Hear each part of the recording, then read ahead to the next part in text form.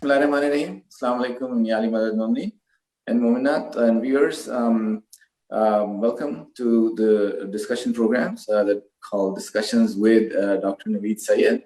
I'm your host, Syed Jamil Ahsan, and as the name of the program indicates, we will be having discussions with the renowned scholar, Dr. and scientist, Dr.Naweed Syed.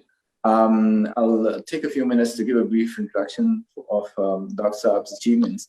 Dr. Saab is a Pakistani-born Canadian, and he started his studies in University of Karachi with BSc and MSc, and then he moved to the University of Leeds for his PhD program.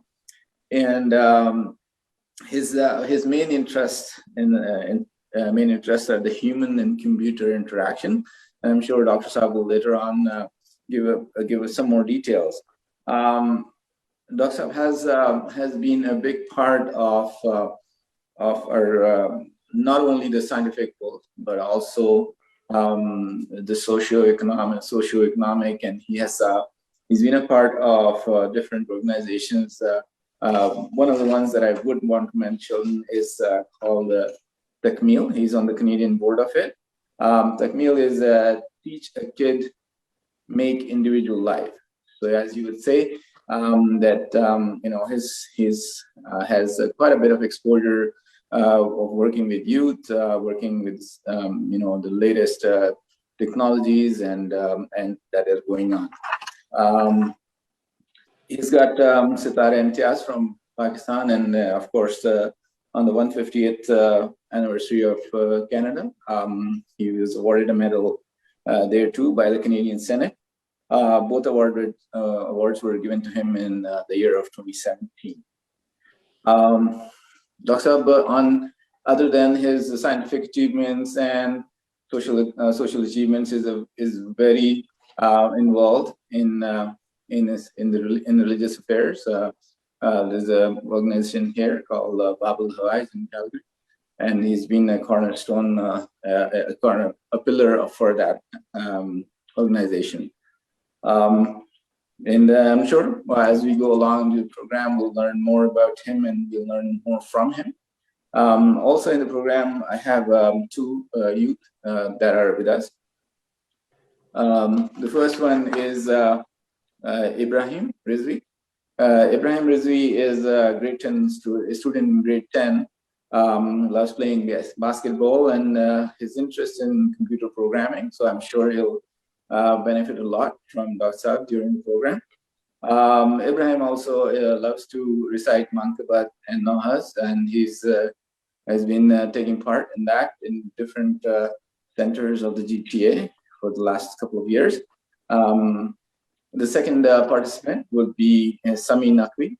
Sami Naqvi is in his last year of high school. He has a passion of studying Islam and he hopes to pursue the passion, inshallah, in a seminary in the next few years. I'm not sure whether it would be QAIM or Najaf, but our prayers are with you. So with that, I'll take a few minutes to introduce to you and what the program will be about. So some of you who were watching QAIM TV last year in Ramadan must have heard that we have promised to present a program on youth and youth affairs and address some of the issues that our youth have. And of course, with the pandemic going on and with the problems that we're facing, youth especially are under pressure in terms of education, in terms of job, in terms of mental health, and there are tons of issues that youth and everyone is facing. The caveat to that this year is that QAIM TV has a theme that we are following this year, which is called Ahlebait Vision 2050. So what the vision is, what the purpose of these programmings will be, not only the current program, but all our programs, the discussion, the theme would be, okay, where do we want to be in 2050? What do we need to do to get there? what do different sections of community need to do to get there. And of course, as you can see, I have white hair, so I don't know if I'll last till 2050, but I'm sure that's why we have our youth here. And we want to, give them as much as we can. We have a huge resource in terms of Dr. Naqvi, and I'm sure youth will definitely gain a lot from this and his perspective on things.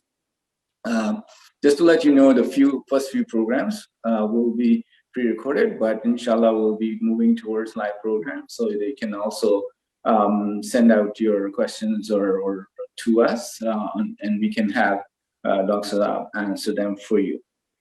So that's enough of me. Dr. I would hand it over to you to address and provide some information of what you feel we, especially in terms of the Vision 2050 and in terms of the youth's involvement. Thank you. Bismillah ar-Rahman ar-Rahim. Ya Ali Madad. First of all, I'd really like to thank you, Jamil Bhai, for such a kind and a wonderful introduction. Also, I think kudos to QAIM TV, especially Shahryar Bhai and Nayyar Bhai, for really now doing something that will really empower our youth in the years to come. As the program implies, we are not really looking at the ground as it is, but the lessons that we can learn. But I think the idea is to empower our younger generation to move forward. So I think, it's a privilege and an honor to talk to both Ibrahim and Sami. And we are so proud of them because I think they are the post-millennial generation. They are the smartest and most organized, most articulated, most resourceful, as well as, well-connected and smart generation that we have. So we are really very, very proud of them. They don't even go to library. Actually, library comes to their handheld device.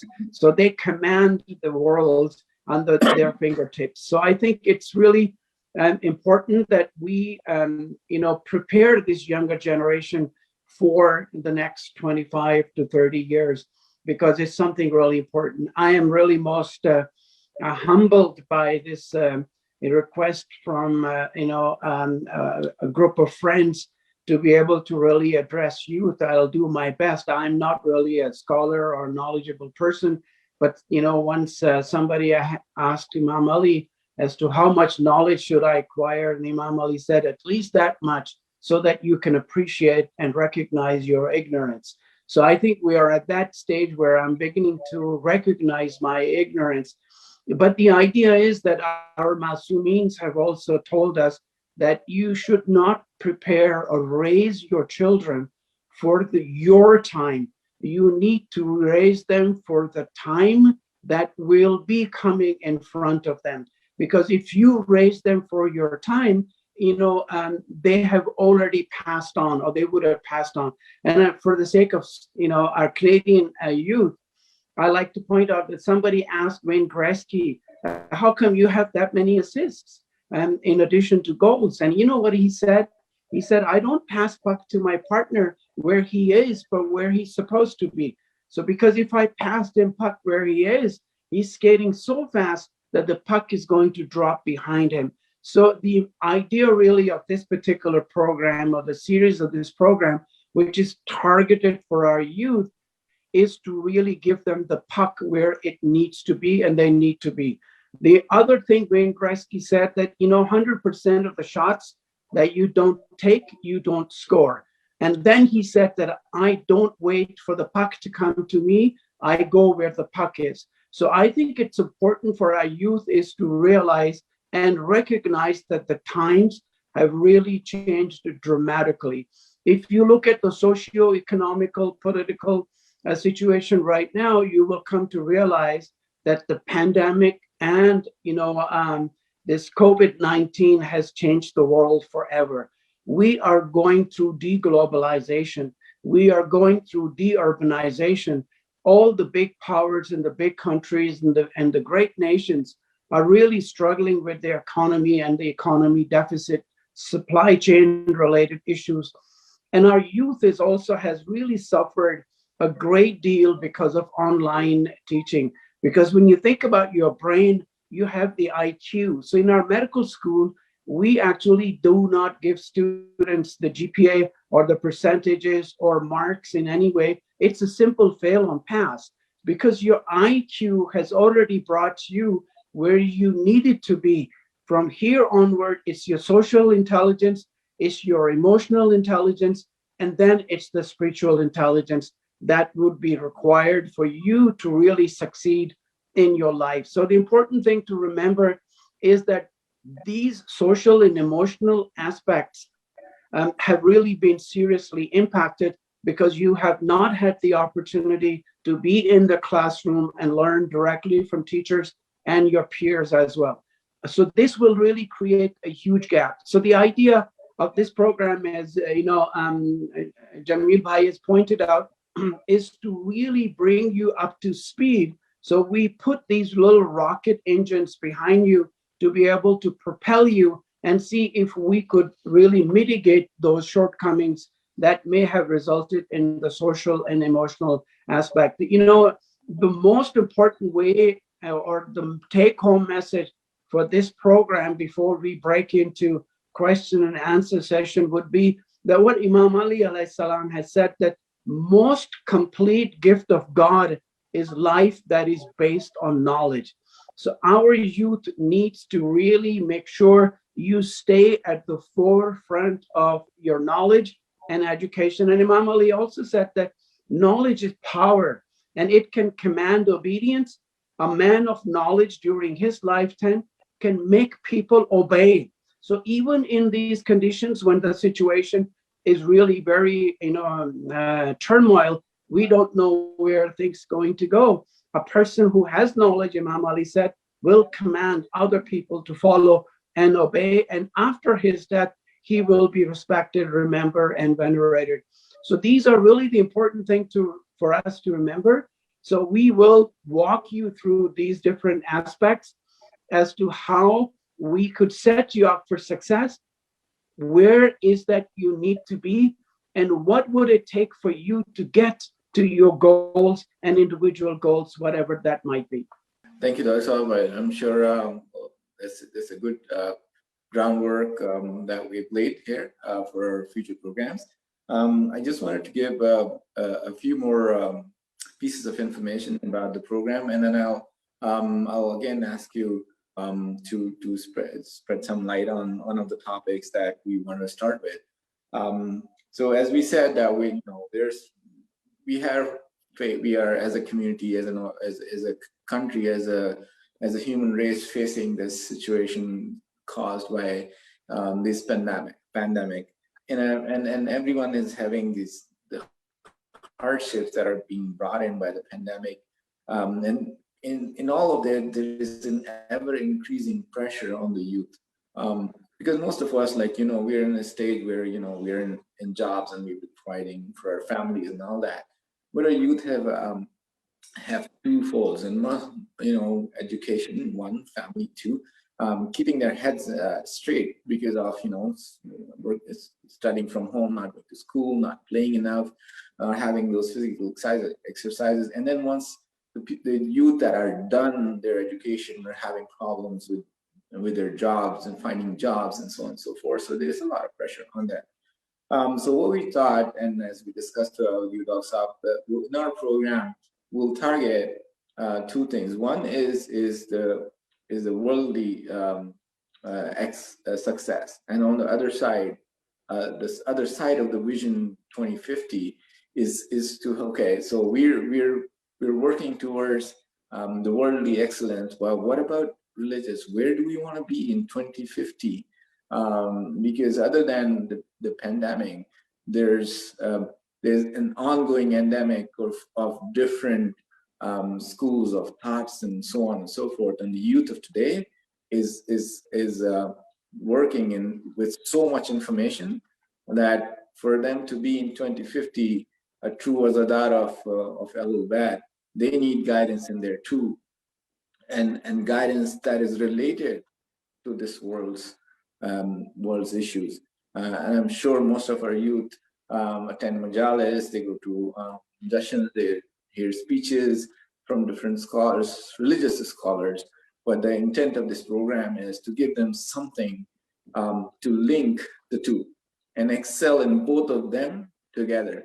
And as you've said, so much stress by our IMA has been laid on education, on getting education, getting knowledge, and then similar stress have been put on to be good azadars, to be good followers of Ahlebait. So we'll work on that, and then a few things that we will, Ibrahim and Sami and other youth who will be listening will be taking on will be education, the new and emerging fields of science that can help our youth grow in success. And once we have talked about those, we'll move on to how do you set yourself up when you're seeking jobs, and once you've got the jobs, the next step is how you succeed in those. And as we were discussing with Rafsab yesterday offline, what's the next step? Is that the last step, or do you want to grow even further? How do you keep up with the changing world? How do you grow not only in terms of your career, but also in terms of your religious understanding and knowledge?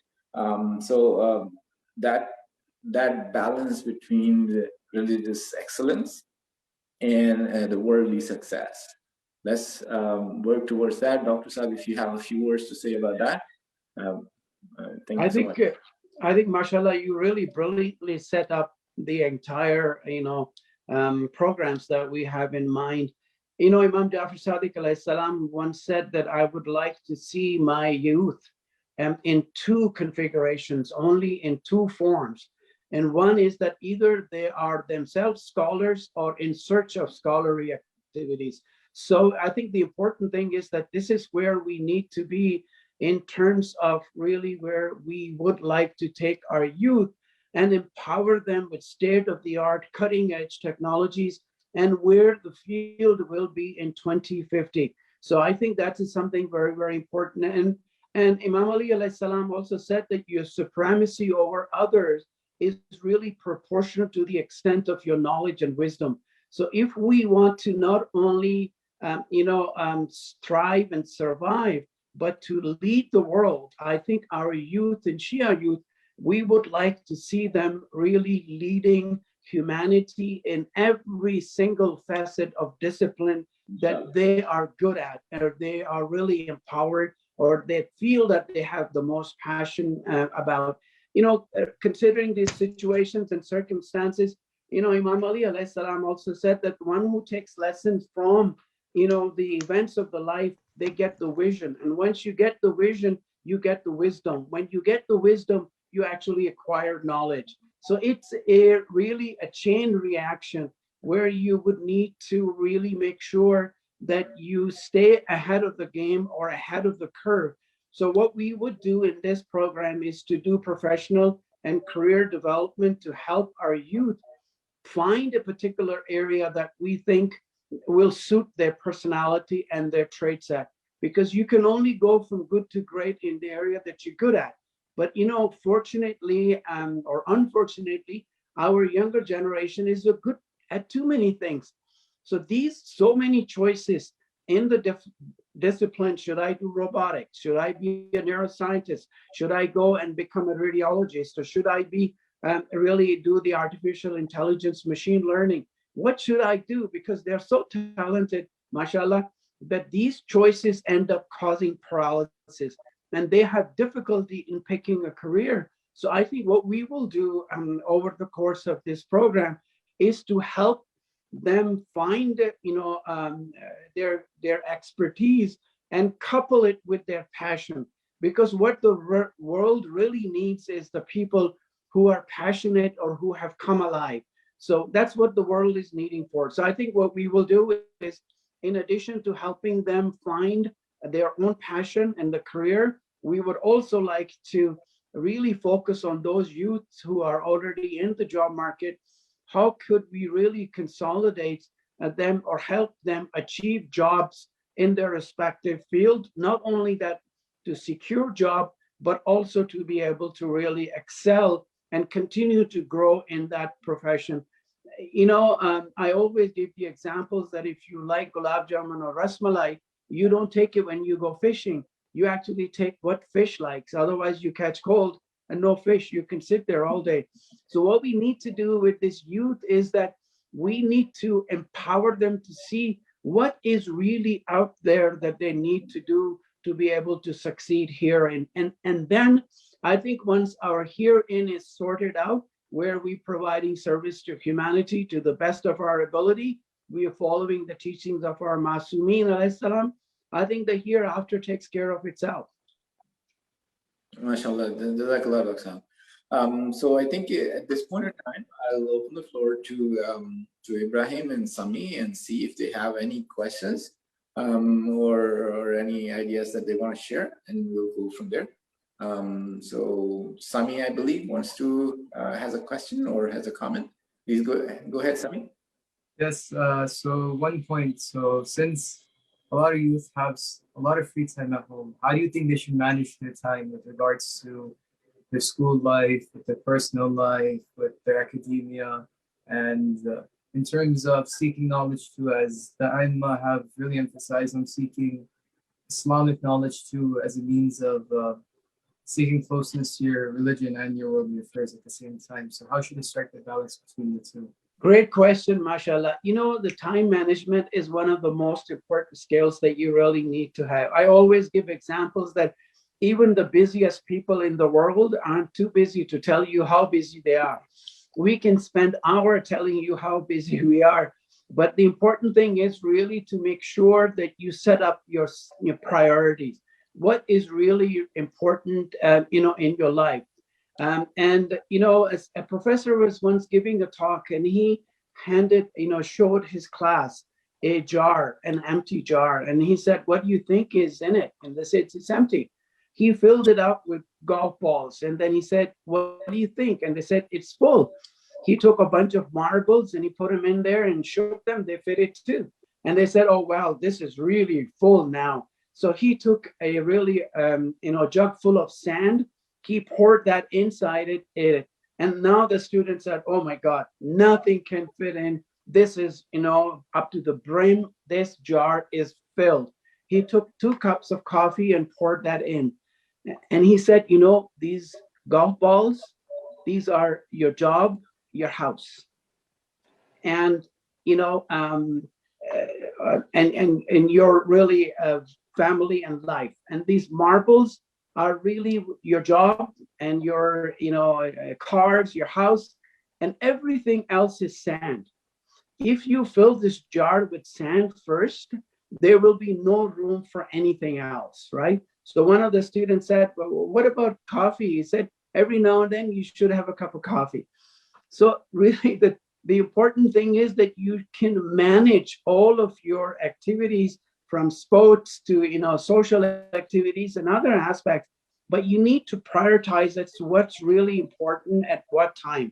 So when it is time to study, focus on your study. Time to play on your study. And I think at this stage where you are, you really need to make sure that you secure your own career and future before you go out and do other things. And you have probably noted many times when you're flying, they say when the air pressure drops, the mask will drop. Put that onto yourself first before you help anyone else, even if they're your loved ones, your children, your family. Because if you passed out, there's nothing you could do to save them either. So the important thing is to really look after your own aspects, your own education and your own career. Keep that on the target and keep it really achievable. Your goals should be achievable. We will talk about these. We will break them down as to how you could really set up your goals. The important thing also to remember is that Imam Ali also alayhi salam has also said the company that you keep is really, really important. Even if you're hanging out with your friends, and I can tell you, you are actually an average of 5 people that you hang out with for the most time, an average. Okay, whatever the traits, the qualities they have, you will have the average of that. And you know, if you are the smartest person in a room, then you're actually in the wrong room.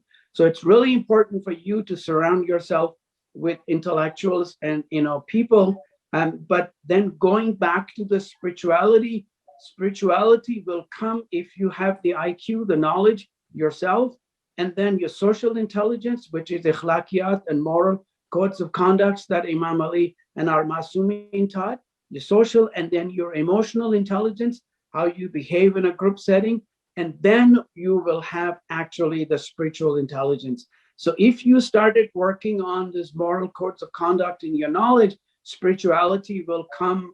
And you know, most of the time we try to make religion really complicated. It's very simple. One time, Prophet, peace be upon him, was going to the battlefield.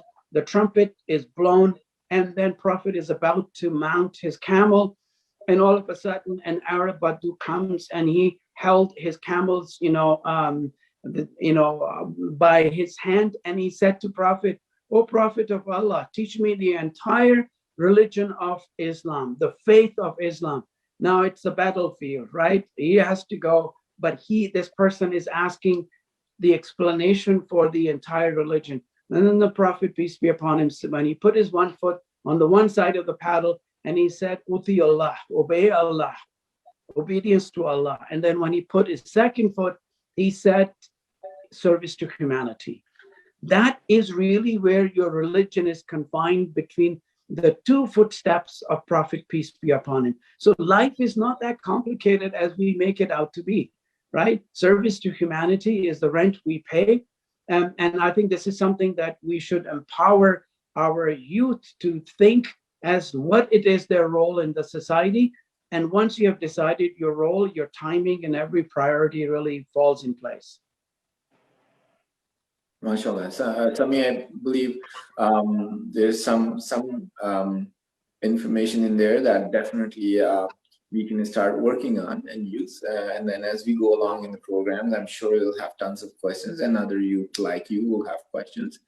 And that's what we're here. That's what we want to do, to address these questions that come to your mind, to our youth's mind, and address them in the best way that we can. And as Dr. Saab said, we all are learning still, and that's the stage we should always be in, learning more and more. And we'll learn from you too, because all of us adults are faced with youth at one time or the other. We might be interviewing people for a job interview, and youth coming to us, and being with you guys would help us understand too. With that, Ibrahim, do you have any questions? Or if not, then we'll end the program here. I had a question. What 4 tips would you give to the youth of the future so they could have a successful life and a successful akhirah? It's a tough question. I think it's, we need a whole program on that aspects. But I would really like to emphasize is that for our youth, it's really important that if you can take care of your herein, the hereafter takes care of itself. So, what you perform, the ibadah in your worship, salat and fasting, this is only really a very small portion of your faith, not even 10%. 90% of it is huququl ibad, the rights of other people and your right towards the society. So I think, if you start really focusing at your age, at your, personal education, make sure that you have an academic career that is secure. You are in a position to help and not at the receiving end, because anyone who has ever been, at the door of Masumin or Ahlebait, they will never be handling a pan. They will always be at the giving end of the world, and you become rich by giving and not by taking. So the important thing is to give back to your family. The second important thing I would say is give back to your family. Take care of your family. Play the rights of your parents and your siblings and within the family. And then really comes back to, your peers. You need to be, with the highest moral codes of conduct, so that when they look at you, they will say, Sami, and both Ibrahim, they are really the role models for our youth. I would like to be like them. And then I think the service to society, we live in a great country. Anything that you could do to make Canada, for example, is the greatest country that it can be. It is what your duty is. So your duties are really, first of all, your own self. You need to have a jihad or a battle within to improve yourself to an extent that, you know, people consider you as a role model. The second important thing will be your duty towards your immediate family, that you make sure you help out in the family, your mom and dad, and respect and obedience, not to disrespect them.